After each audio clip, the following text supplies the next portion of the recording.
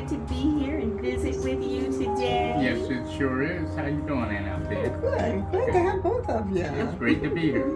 We just have a few questions to ask you for posterity's sake. Okay? All right.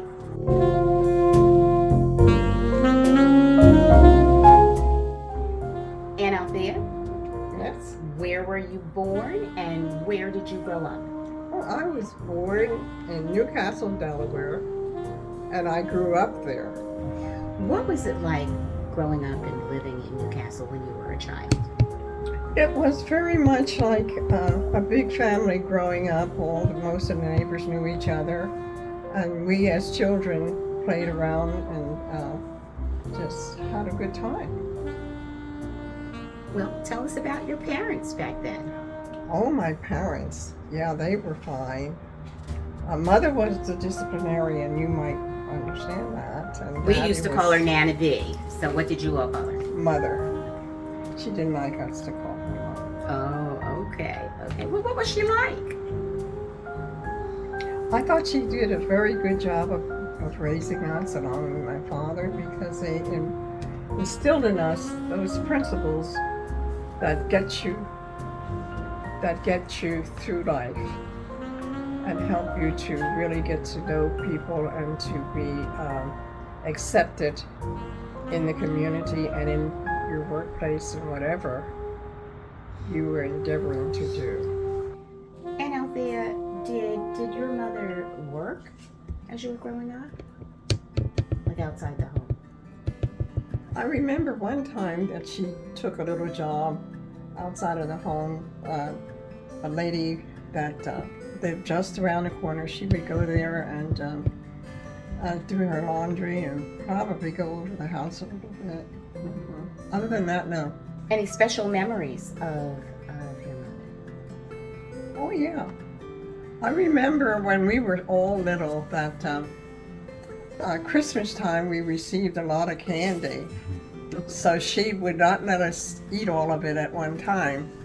And rather she would box it up, and then every night before going to bed, it was almost like a reward. She would let us have some candy. Aww. But, yeah. But we mostly, I did anyway. I always think that I was Daddy's little girl. I sat next to him at the table when we had our meals, and I remember one time he had a cup of coffee, and I stuffed that cup with my bread, and he took a spoon and ate it. And my mother says, "You don't do that to me." I said, "Oh yeah, I know." But Daddy and I, mainly in the community, we would, there was a couple of people that we played cards with, pinochle. Mm-hmm. So Daddy built himself like a little stand that he could put his cards in and play that way. So we used to have a lot of fun. Had a lot of fun with my father. And, Well, speaking of your dad, tell us a little bit about him. What was he like? my daddy was just great to me, and I think most people, because when he passed away, strictly, believe it or not, the whole community just fell apart. I was carrying Joseph at the time, and the doctor said if I felt that I could attend that funeral and not get upset, that I could go. But I decided not to go simply because I used it as an excuse. I didn't want to look at him in death. I didn't want to see him that way, you know. So yeah, we were very close, very close.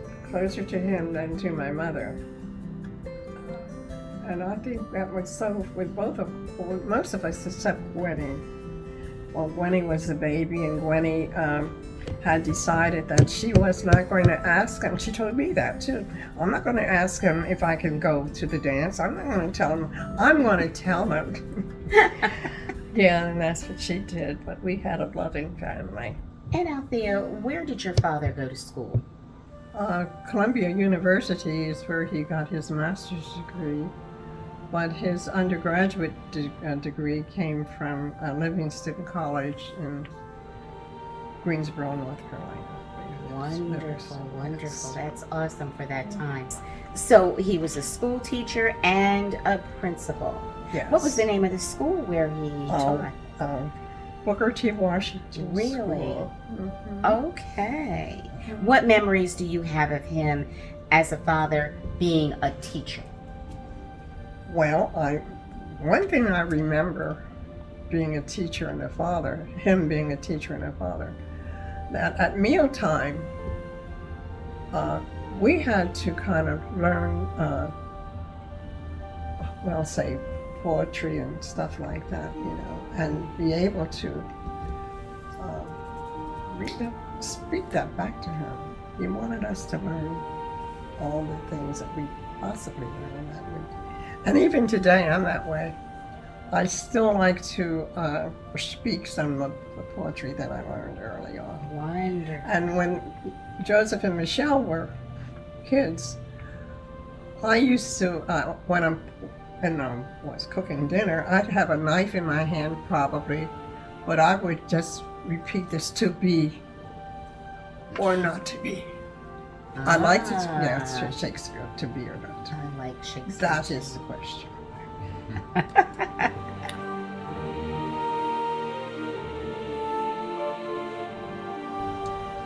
And out there, those are some wonderful memories that you had that Vicki asked you those questions. I'm going to ask you a couple of questions now. All right. Okay? Yeah. How many brothers and sisters did you have? Well, my mother and father had 10 children. Only 7 lived, so I knew the 7. What was it like growing up with such a large family? For me, it was great. And how so? Might not have been for the others, but it was great for me. Mm-hmm. Do you have any special family memories as a child or a teenager when you were growing up? I do. One thing I like to always keep in mind is at Christmas time. Very special in our family and in our community because my brother Quintus carried over a tradition into his family, I believe, and that is never to go to sleep Christmas Eve. We stayed awake all night, and it just delighted my mother. And because Maurice and my older brothers were already grown and married, so they would bring their spouses home. And it was like we divided our time between the men and the women. All the women, we were upstairs talking and chattering. And I remember one time we were all talking at the same time probably because my mother said, "Shut up and let me talk." And that's memorable. That's good.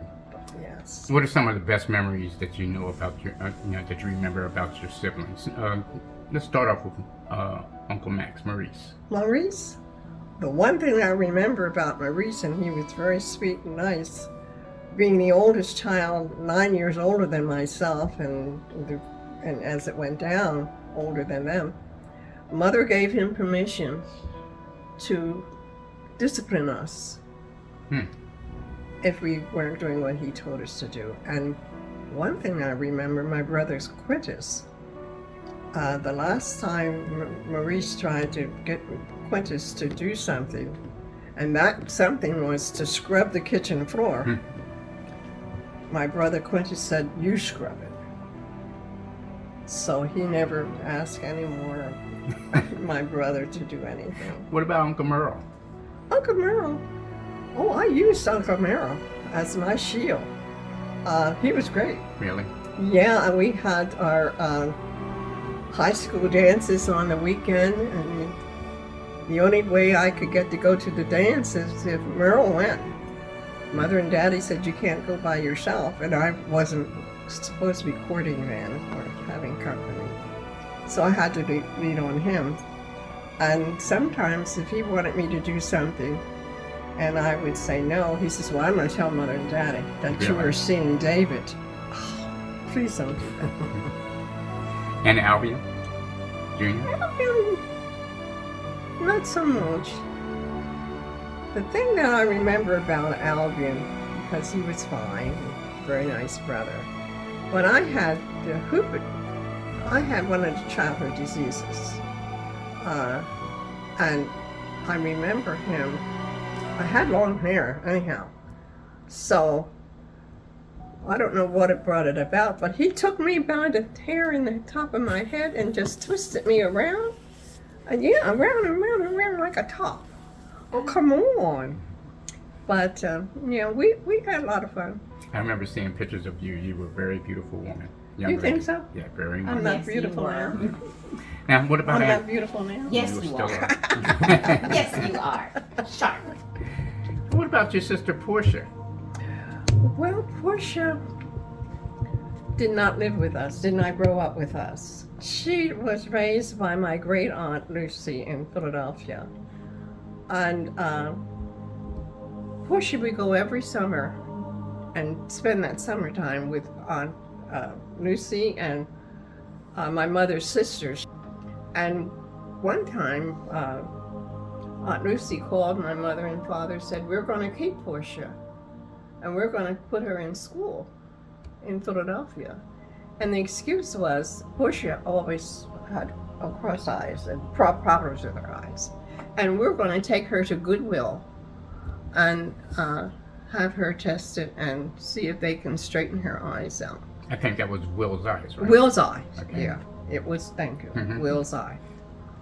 So that's meant that we didn't get to really know Portia that well. Getting back to your brother Quintus, who is my father. We were buddies. Any special memories? Well, I know he looked out for me when I went to the dances and all, Merle and Quint. Mm-hmm. But yeah, I just know we kind of hung out together, Mm-hmm. like in school. I heard stories of Merle and Quintus always loved to swim in the river. Do you remember some of Oh, those let me times? tell you about that. Yes, down at the river, down at the wharf, because it's different now. There used to have a ferry that went from Newcastle to New Jersey, and that's the way the people, the travelers, took that route who wanted to go south, go Route 13. They had to take the ferry over. And we used to swim there too, in that Delaware River, and I can't believe it now that we did. And one time we were down at the river because we really lived off the water, off of the river there. And I remember this one time Merle was in the river, and Quint and I looked up, and here Merle was just bobbing up and down like he was going to drown. And Quintus and I, your father, and I went out and brought Merle in to shore. Mm-hmm. So it was good times. We did crabbing, mostly crabbing, down at the wharf, and fishing. Hmm. But those were times when we just Good time. enjoyed the summer. Yeah, good times. And getting to Aunt Gwen, the youngest daughter, Yeah. what were some of your favorite memories of her? Oh, Gwenny and I, we kind of hung out there together. And I took care of her because I'm 5 years older. And I would rush home from school every night, every day, to take care of Gwen. And Mother was okay with that, and so was I, until I don't know what Gwenny did, and I wanted to spank her or smack her or hit her. And Mother said, you do not hit her. So that ended my relationship with Gwen as a kid. I thought, if I can't make her mine. Now, as y'all grew older, how was the relationship with all of them kind of Everybody. Yeah. We had a great relationship with each other. Yeah. And Gwenny and I were close. That's good. And we only saw Portia in the summer, as I said before, Mhm. because my great aunt Lucy raised her in Philadelphia. Do you have any other relatives that you remember quite well during these times? Or have any- On Gertrude and I, Okay. All right. Mm-hmm. We were very close, and Uncle Moses, he was like a second father, and Aunt Gertrude. But what Aunt Gertrude and I would do, Uncle Moses belonged to the Elks or some fraternity like that, and he would have go to one of their meetings, and as soon as he left, we got into his liquor. Oh my goodness. And I can see Aunt Gertrude now. She would, didn't take much to get her going. And she would just be sitting there laughing and just so relaxed. But I remember we had a good time drinking his liquor. How about Aunt Elizabeth? Aunt Elizabeth, yeah. She was great too. Aunt Elizabeth was kind of fiery like. And Aunt Elizabeth with Maurice and Al and Harold and all that older. She palled around with them when we were together, and she'd get enough liquor in it that she'd start telling stories. But Aunt Elizabeth was nice. That's great. As you think over those years, are there some special events or stories that you can especially remember that you would like to share with us? Well, I do know, I'll share this one with you. Every year in Newcastle, we had the parade to what we call the glebe. It was a graveyard, yeah. And my mother, Quint was with me, but then Quint went home and without me, and Mother sent him back for me. And Quint said, Mother said for you to come home. And I sent the wrong message home to my mother. I said, you tell Mother I'll come when I get ready. Oh my goodness. No, you did. That was the wrong thing. My daddy had to make her stop whipping me. Oh, She met me at the door.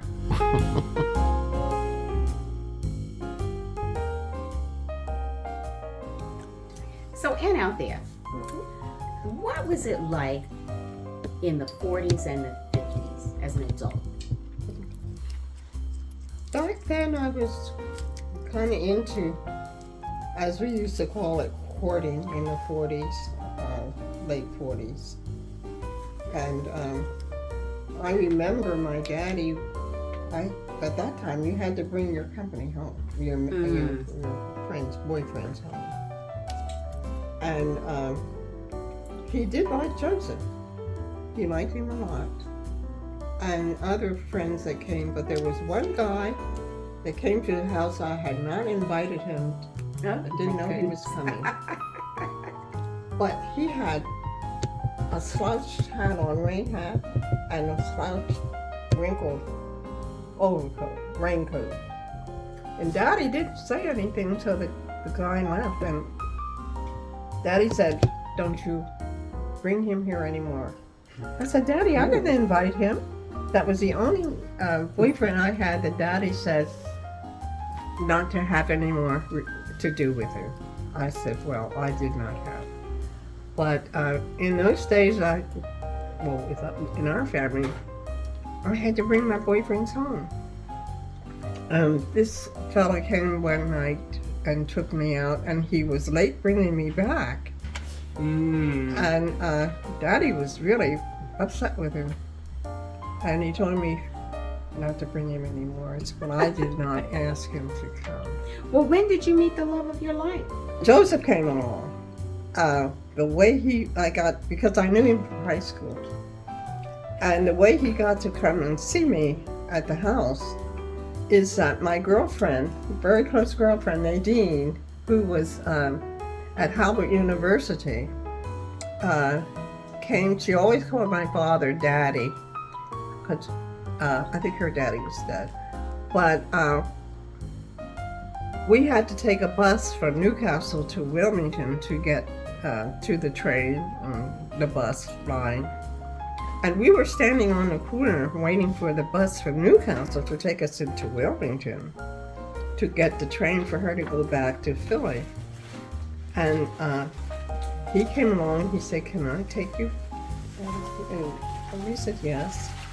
So when he brought me back to the house, he was very quiet and he said, "Can I come to see you?" I said, "Yes. You come and visit me." So he did, and it went from there. So he kinda was grew on me. special to you. Yes. Okay. And what did your parents think of him? Oh, they thought he was fine. Did he ask permission Joseph? to marry you? Well, that's the story too, because he asked, believe it or not, he asked me if I would marry him. And I told him no. Oh my goodness. I said no. I said, if I find out and realize that I really love you, I'll let you know. I love it. I Can love you it. believe that? I said that to my husband. Oh my But he made the best husband. And he wanted to ask my father if he could marry me. And I told him, no, you don't have to ask Daddy. I said, because my daddy thinks a lot of you. And I don't think you have to ask him. So Joseph prevailed on me to ask my father. I said, well, okay, you ask Dad. And so I remember it was the day before we got married that Daddy was in his bedroom lying across the bed, and Joseph went in and said, Mr. Unthank, I hope it's all right with you. I would like to marry Althea. And Daddy said, hell, you're getting married tomorrow. A little late, right? Wait, he said, hell, you're Little getting late. married tomorrow. Oh my goodness. Yeah. But he said, well, so Joseph said, well, I just want you to know, Mr. Unthank, that I will always take care of Althea. You will not have to worry about her and being cared for. And I thought that was very nice. So after you married, what sort of work did you do? Oh, first of all, I was mostly in clerical work. And I started out at the Dover Air Force Base as a clerk typist. And then I went from that to secretary. And then I went back to school and got some education, more education in that field. And I became a manager of the office. Because truly I wanted to be a nurse. Oh. That's what I wanted to be. But I didn't get to go to nursing school. And when Joseph finished college and was able to support me fully, he said, now you can go and get your further education. And I wanted to go to the School of Nursing, and it was in it was Phillips School of Nursing. And they were in North Carolina, I think. But that school had closed. Oh, So I never endeavored to do anything else. So where did you and Uncle Joe live before your children were born? In Newport News, Virginia. Newport News, Newport News, yeah. And then you And then- went to Delaware City next? No, No? Delaware City was not suited for me. I thought it was Peyton Place. Oh, okay. Well, what led you and Uncle Joe to move to Pittsburgh? His job. He was at the Dover Air Force Base, and he was working as an electrician, which was his field work. And he saw this notice that there was a position open in Pittsburgh. Mm-hmm. And he said, do you think I'd do well with that? I said, oh yeah, always encouraged him.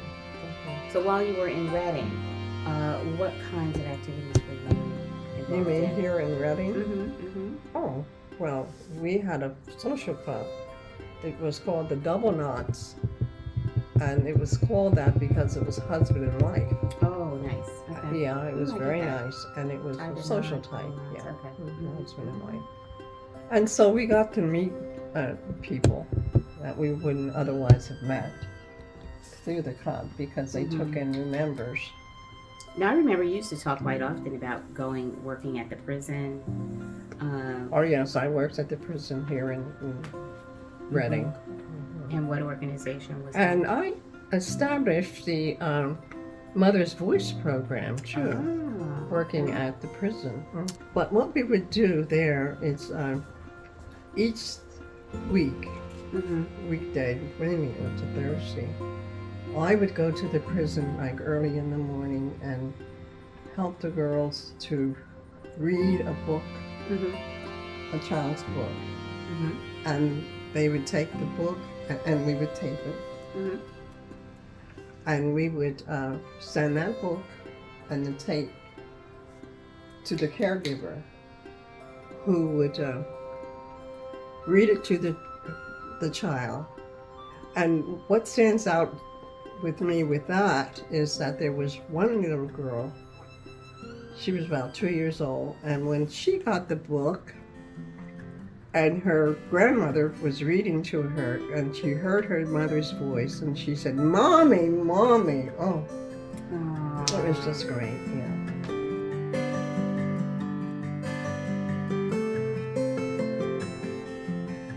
So, and Althea, Yes. this is now 2023, 2023. And what have you enjoyed mostly during your retirement years? That I'm free to get up when I want to in the morning and just be able to do whatever I want to do. You like shopping? Well, not so much now. I used to like shopping. Okay. I used to be in and out of the stores, not always buying, but looking. Now, is it true that you're 94 going on 95? I'll be 95 in September. Wow. And are you still independent? You know, well, you said you don't do much shopping now, but do you, No. do you drive? Do you still drive? I still drive. Now, I don't drive too far. I use common sense. But I do drive. I go to the stores. I go to church if I want to drive to church. I drive where I want to drive. That's good. And I'm very careful. Now, what are some of the things that you're looking forward to? I mean, You mean now? now, yes. Are you moving? I'm moving. Okay. I'm moving to a place called Phoebe. And yeah, I am looking forward to that because I do not have to worry about cooking anymore, which is a problem for me, or unnecessary chore. So yes, I think I'm moving to Phoebe in June. Around June the 14th, I'll be at Phoebe. So you'll still have your independence, and you just enjoy? I enjoy it. You enjoy it. Not having to cook. Yeah, that'll be fine when I move there.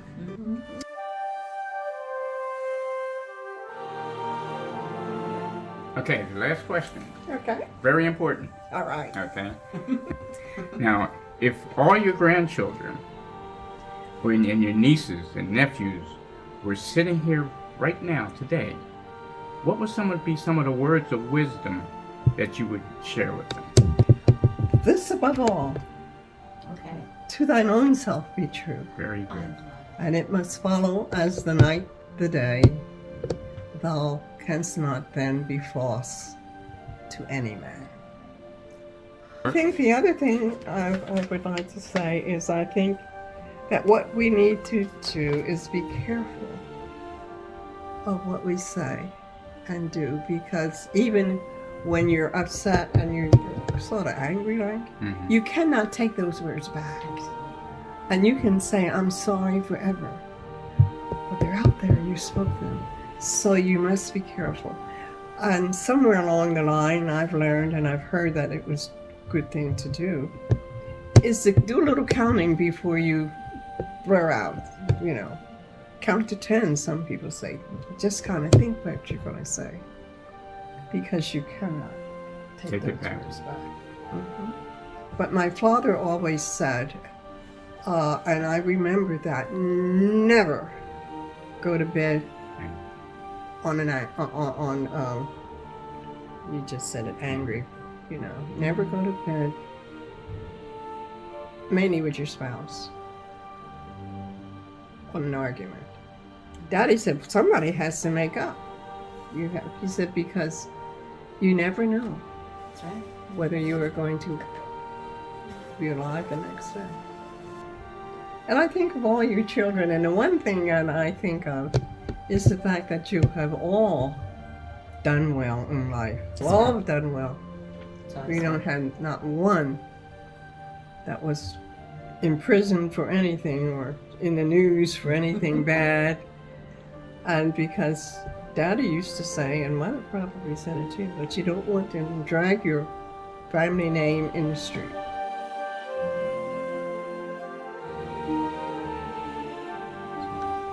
And Althea, this has really been so much fun. And we just want to thank you, not only for being our aunt, but just for doing this. So thank you, Aunt Althea. Thank We you, love Aunt Althea. Glad I you. could do that. Thank you.